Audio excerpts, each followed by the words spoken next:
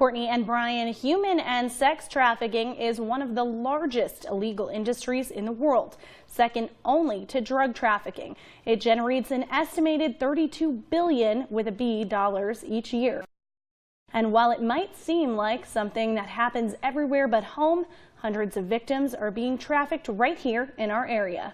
Most people you talk to now will at least talk about, oh, it happens in the oil fields, or it happens with pheasant hunting, or especially sturges. What they need to realize, though, it's not happening on these one-off events. It's happening every single day here in South Dakota. It's happening all over the United States and throughout South Dakota. Most of the folks that I visit with think it only happens around big events or isolated incidences, but that's just not true. Poor rural counties and access to major interstates make South Dakotans particularly vulnerable. We actually have 4 of the poorest counties located out of the U.S. in South Dakota. Anytime you have that type of vulnerability when it comes to income, traffickers know how to prey upon that. Because we have the 2 interstates that bisect our city, and a lot of the trafficking comes up through those on the way to North Dakota, on the way out West River.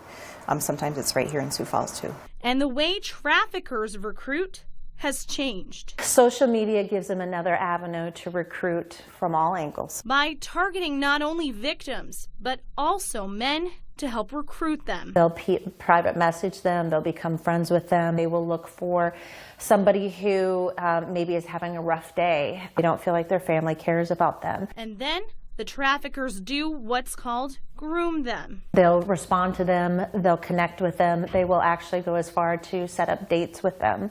And it's not always men that are doing this, it's also females that are recruiting. U.S. House Rep. Kristi Noem also told me today she is sponsoring a bill that would help eliminate nonviolent offenses from the records of those who've been trafficked.